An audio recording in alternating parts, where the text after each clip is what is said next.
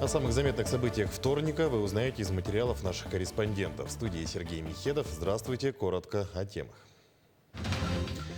В Якутию пришла жара. Местами столбики термометров поднимаются до отметки плюс 37 градусов. Как уберечь себя от жары и когда она пройдет? Комплексная программа по борьбе с крысами на мусорном полигоне в Алдане дает плоды. Подведены предварительные итоги. Просвещающий маршрут с цитатами великих якутян. В Якутске появились остановки нового вида с краткой биографией деятелей Якутии. Якутия празднует День реки Лены. В честь праздника организованы субботники и экологические акции. Большой праздник спорта продолжается. В программу 8-х игр Дети Азии вошли соревнования по танцевальному спорту. Какие регионы и страны принимают участие? И в начале пожароопасной обстановки в России. По всей стране на тушение пожаров задействованы почти 5000 человек. Помощь регионам оказывают более 1000 работников авиалесоохраны. Наиболее сложная обстановка в Якутии. 95% возгораний в регионе имеют природный характер. Об этом рассказал глава Якутии Айсан Николаев сегодня в прямом эфире телеканала «Россия-24». С 1 июля в республике действует режим чрезвычайной ситуации федерального характера. Вот начиная от розжига костров, за этим следят. И у нас федеральный ЧС введен согласно тех критериев, которые у нас в стране действуют уже несколько лет. То есть региональный ЧС по лесным пожарам был объявлен мной уже более 7 дней назад. Ну и в связи с тем, что ситуация, она у нас остается стабильно напряженной, мы по рекомендации Рослесхоза вышли на правкомиссию с предложением об объявлении федерального ЧС. И правкомиссия вчера это предложение наше одобрила и приняла такое решение. Это поможет нам более оперативнее привлекать силы именно федерального резерва и более, скажем так, оперативнее маневрировать теми же резервами, которые имеются у федеральных структур. Также Айсан Николаев ответил на вопросы о том, насколько критична ситуация на сегодняшний день и какая площадь охвачена огнем. На сегодняшний день у нас сейчас действует 102 пожара. Вот на сегодняшнее утро. За последние 3 дня мы значительно сократили количество пожаров. У нас на 28 июня действовало 180 пожаров. Вот действиями авиалесоохраны, всех лесопожарных объединений, большим трудом, на самом деле, людей, во многом, которые работают мужественно, были ликвидированы несколько крупных пожаров. И вот сейчас площадь возгорания, конечно, несколько десятков тысяч гектар, но всего вот этими пожарами, которые действуют, пройдено порядка 350 тысяч гектар. Мы из них локализовали порядка 116 тысяч гектар пожаров, причем самый крупный пожар у нас был в Тампонском районе, он у нас локализован на площади свыше 112 тысяч гектар. Здравствуйте, Дарья. Регион рассказал, насколько близко огонь подобрался к населенным пунктам и какова там ситуация, а также об установленных жестких ограничениях на огневые работы в лесах Якутии. Что касается населенных пунктов, у нас прямой угрозы на сегодняшний день объектам экономики, населенным пунктам нету. Вместе с тем у нас 12 населенных пунктов находятся в 15-километровой, скажем так, на 15-километровом расстоянии от 11 пожаров. И, соответственно, все эти пожары обслуживаются. У нас на сегодняшний день вообще 40 пожаров обслуживается. И вот еще раз повторюсь, прямой угрозы населенным пунктам нет. Ну а задымленность на юге Якутии вызвана пожарами в лесах Алекминского района, Преамурья и Бурятии. На территории республики наиболее сложная обстановка остается в Усть-Майском и Алекминском районах, где на тушение дополнительно привлечены силы авиалесоохраны. Также в рамках межрегионального маневрирования работают специалисты авиационных баз Республики Бурятия, Иркутской области, Приморского края, Республики Коми и Тюмени. В Якутии местами столбики термометров поднимаются до отметки плюс 37 градусов. Как отмечают синоптики, это не предел. Особенно осторожными нужно быть людям, имеющим хронические заболевания. Как уберечь себя от жары, когда она пройдет, расскажет Вероника Таюрская. Врачи предупреждают, жара опасна для людей с хроническими заболеваниями. Больше всего подвержены больные, имеющие проблемы с сердечно-сосудистой системой. Именно в летний период увеличивается риск возникновения сердечных приступов, инфарктов, инсультов, тромбозов и других болезней. В группу людей, кто тяжело переносит жару, входят пожилые люди и маленькие дети до 3 лет. Нелегко переносят жару и так называемые хроники, у которых имеются сахарный диабет, бронхит, гастрит, пневмония и астма. Плохо себя может почувствовать и абсолютно здоровый человек. Врач Аюна Лукина рассказала, какие симптомы сопровождают людей, получивших солнечный и тепловой удар. Холодный липкий пот или очень сильное красное лицо, становится такая гиперемия, да? Учащенное сердцебиение, усиливается это сердцебиение, пульс. Человек может быть слабый, видно сразу, может глаза закатывать, да, и так далее. То есть видно сразу, что человеку плохо, что у него наступил солнечный или тепловой удар. Нужно сразу оказать первую помощь, нужно обязательно увести от солнца в прохладное помещение, приложить холодные компрессы, а именно чтобы была такая температура, комнатной температуры вода. Самая высокая температура была зафиксирована в июле 1945 года в плюс 39,2 градуса. Это было в Ленском районе. В Якутске же максимальная температура достигла отметки в плюс 38,4 градуса. Это было 17 июля 2011 года. Как отметили в гидрометцентре, в ближайшие дни температурных рекордов ожидать не стоит. Получается так, что очень жаркая воздушная масса, которая сместилась на территорию республики. Она, знаете, занимает полностью Сибирь.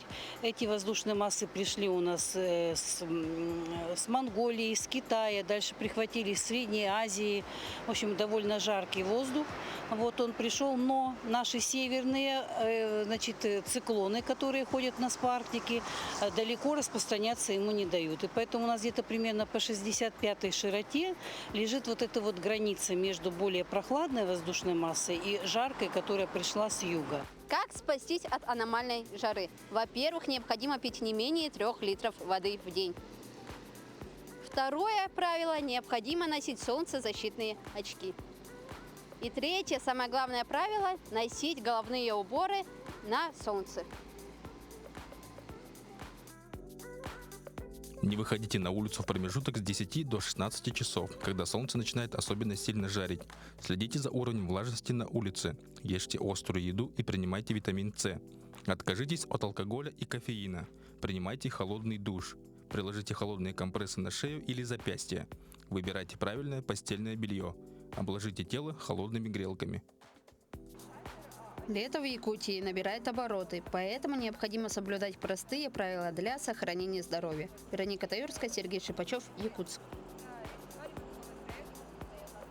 Идем далее. Филиал фонда «Защитники Отечества» в Якутии всего принял более 6700 человек, в том числе около 2000 демобилизованных ветеранов боевых действий, военнослужащих, получивших инвалидность и членов семей погибших бойцов. Всего поступило более 22 тысяч обращений, решено более 90% из них. На учете демобилизованных, получивших инвалидность в результате боевых действий в филиале фонда находится почти 50 человек. Продолжается работа по выявлению нуждаемости и обеспечению средствами технической реабилитации, не входящими в федеральный перечень. На сегодня одобрено 6 заявок. В целях адаптации жилых помещений нами оказывается содействие 14 ветеранам боевых действий, получивших инвалидность. Одобрены заявки на адаптацию 6 инвалидам. 1 ветерану боевых действий завершили адаптацию жилого помещения. Утвержден порядок определения причинно-следственной связи между получением увечий, ранений, травм, контузий или заболеваний отдельными категориями лиц, признанных инвалидами, для предоставления им мер социальной поддержки. Это касается защитников Донбасса и сотрудников частных военных компаний. Комплексная программа по борьбе с крысами на мусорном полигоне в Алдане дает плоды. Местный оператор по вывозу коммунальных отходов совместно с Роспотребнадзором подвели предварительные итоги. Подробнее расскажет Руслан Павлов. Эта особь крыс попалась в клетку в рамках профилактической программы особо опасных инфекций, которые и разносят данные грызуны. Год назад Роспотребнадзор совместно с оператором по работе с твердыми коммунальными отходами применили новую стратегию в борьбе с крысами, и она дала плоды. В рамках профилактики особо опасных инфекций на полигоне города Алдан проводятся дератизационные мероприятия, которые показали свою эффективность. В первую очередь это отражается на количестве грызунов, которые переходят с полигона в город и поселок Ленинский. Жалоб стало значительно меньше. По мероприятиям, которые мы здесь проводим, видно, что количество крыс на полигоне также сократилось, что показывает эффективность проведенной работы. Прошлым летом для грызунов организовали столовую, где наряду с едой рассыпали ядовитые вещества. В дальнейшем к еде прибавились крысоловки, которые размещены по разным местам мусорного полигона и обозначены вешками. Мы тщательно боремся с грызунами и химическими способами, и физическими. Химическими это то есть отраву ложим, яды. Физическими это расставляем крысоловки. Ну, за последние пару лет даже, вот если сравнить с прошлым годом, их значительно стало меньше. То есть, если в прошлом году туда заходишь, их вот видишь, как они бегают, там их, десятки. В этом году за день у нас там 2-3 всего ловится.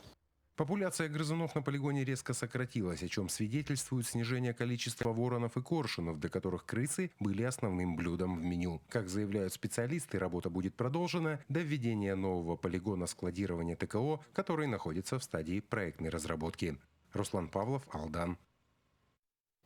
Просвещающий маршрут с цитатами великих якутян. В Якутске появились остановки нового вида с краткой биографией деятелей Якутии. Теперь жители и гости столицы, ожидая автобус, могут познакомиться и с родной историей. Подробности в сюжете. В рамках ремонта и подготовки к играм «Дети Азии» в городе установили усовершенствованные остановки. Инициаторами было решено взять цитаты и биографию разных исторических, политических и культурных личностей для просвещающего маршрута. На проспекте Ленина можно заметить цитаты и информацию о Платоне Аюнском и Максиме Амосове. Пока что в городе находится порядка 50 таких остановок. По инициативе общественной организации «Сахатыла-400» там были рассмотрены вопросы по сохранению родного языка и по развитию языка. И после обсуждений были даны рекомендации. И после этого мероприятия вместе с общественной организацией мы придумали проект по размещению на остановочных навесах цитат знаменитых личностей. Проект нацелен на развитие и просвещение молодежи и населения в целом. Теперь жители города могут ознакомиться с историей и пополнить запас знаний о своей республике. А также это помогает жителям занять себя чем-нибудь, пока они ждут автобус. Но с точки зрения влияния на молодежь, и не только на молодежь, это очень хорошая задумка. Мы мало знаем свою историю, не говоря, в принципе, узко так возьмем историю нашей республики. Поэтому это очень прекрасная идея. Я думаю, дети у нас все равно любопытные, не только будут в своем телефоне сидеть, но и заодно и посмотрят. Также это интересно и для гостей нашей столицы будет. В принципе, это большой плюс в копилку нашего красивого и плюс познавательного города. Рядом с краткой биографией и цитатой именитой личности расположен QR-код, по которому жители могут перейти и ознакомиться с более подробной историей деятелей. Мне эта идея сама понравилась, потому что, что делать, когда ждешь автобус? Можно провести время с пользой, поинтересоваться людьми, которые свои цитаты оставили. Также я заметила, что там был QR-код, на который ты наводишь камеру, переходишь на биографию того или иного человека. Мне кажется, это что очень интересно, и наше поколение, оно должно интересоваться все больше нашими великими людьми, нашей историей. С каждым годом в столице реализуется все больше проектов, нацеленных на совершенствование облика города. Просвещенный маршрут может не только пополнить знания жителей и гостей, но и улучшить визуальный ландшафт. Александра Котельникова, Руслан Степанов, Якутск. Якутия отмечает День реки Лены. В честь праздника организованы субботники и экологические акции. В столице убрали территории набережной и дамбы в 203-м микрорайоне. Подробности в сюжете Тимура Колмогорова. Река Лена является одной из самых больших в мире. Проходящая через 11 муниципальных образований и город Якутск, она с древнейших времен является источником жизни, кормилицей народов и одной из важных транспортных водных путей, соединяющих далекий север и юг Якутии.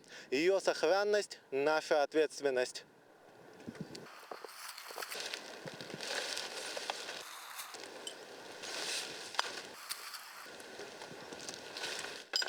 Порядка сотни человек собрались в одном месте ради одной цели – убрать от ненужного мусора прибрежные территории реки Лена. Это предприятия, общественные организации и неравнодушные люди к сохранению экологии главной реки Якутии. Мы присоединяемся, потому что для нас вот эти ценности ESG очень близки, да. Мы всегда поддерживаем природу, чтобы все было, чтобы природа у нас сохранялась, сберегалась. У нас даже лозунг «Сберегаем вместе». Вот мы с таким лозунгом пришли. Вооружившись рабочими перчатками и кулями, команды стеной прошлись по земле, убирая стеклянный и пластиковый мусор, а также железный хлам. Среди команд на субботнике также присутствовала доля соревновательного духа. К сожалению, их немало происходит сейчас, и часто вот вы в СМИ там видим, что где-то что-то разлилось или что-то. Мы участвуем в таких мероприятиях. Вот в уборке, мне кажется, это вообще сейчас очень важная ситуация. Хорошо, что сейчас это ведется на такой постоянной основе, воспитание детей идет. Празднование Дня реки Лены было учреждено в 2013 году для привлечения внимания населения к сохранению редких природных достопримечательностей реки. В этом году в субботнике решили совместить полезное с веселым, проведя небольшое соревнование для участников. В этом году у нас субботники будут проходить с интересными экоактивностями. Будут проводиться конкурс по командам, то есть по 10 человек у нас рандомно разделятся и будут соревноваться по наибольшему эковесу, сколько соберут мусора. Также мы отметим активных самых юных участников, самых мудрых. И будет номинация «Интересная находка», будет эко-квиз. Субботники и экологические акции в рамках праздника будут проходить не один день, затрагивая не только прибрежные территории Лены, но также ее притоки. Каждый сможет внести свой посильный вклад в экологию, чистоту и порядок родного края. Тимур Калмогоров, Григорий Хлопков, Якутск. Сильные, смелые и веселые. Так можно описать 4000 студентов, которые трудятся в стройотрядах. Они работают во многих сферах, в том числе в строительстве. Например, отряд студентов автодорожного факультета, колледжа инфраструктурных технологий СВФУ и Якутского коммунально-строительного техникума трудится на строительстве многоквартирного дома по адресу Красильникова, 5. Из 16 этажей жилого дома сейчас возводят 12-й. Бойцы вяжут арматуру, устанавливают опалубку, получая опыт в выбранной профессии. Получается, у нас дома монолитно-каркасные, и, соответственно, на монолите полностью мы их везде привлекаем. В данное время они работают на 11 этаже, снимают опалубку. То есть дальше эта опалубка будет выставляться на 13 этаж, то есть, и, получается, будет вязаться уже каркас монолитной плиты. Также их везде привлекаем, то есть помимо разборки, то есть они непосредственно монолитные конструкции тоже вяжут. То есть это получается армирование каркасов. То есть, и также у нас 2 студента, которые работают на сварочных работах, но не постоянно. То есть они друг дружку меняют. Все равно опыт нужно получить максимально для каждого студента. В Якутске на стратегической сессии рассмотрены проекты плана мероприятий по профилактике сиротства, а также по развитию практики замещающих семей до 2028 года. В мероприятии приняла участие делегация из Ханты-Мансийского автономного округа, специалисты из районов Якутии, деятельность которых направлена на пропаганду семейных ценностей, благополучия семей с детьми. Отметим, в Якутии, по данным на начало года, числится почти 3200 детей-сирот. Из них на воспитании в семьях находится почти 89%. Мы сегодня стремимся разработать новые решения, которые помогут, во-первых, сохранить кровную семью для ребенка. В случае, если семья попала в какую-то очень тяжелую жизненную ситуацию, работать с родителями мы стремимся, находить новые формы работы. Ну и, конечно, в случае, если это невозможно, все-таки находить ту семью, которая готова взять на воспитание такого ребенка, который остался без попечения родителей, но которому тоже нужна любовь и забота близких людей. Большой праздник спорта продолжается. В программу 8-х игр «Дети Азии» вошли соревнования по танцевальному спорту. Какие регионы и страны принимают участие в этой дисциплине, узнавали наши коллеги. Настоящий праздник красоты и грации в рамках спортивных игр «Дети Азии». 7 пар на этом паркете представляют свои регионы.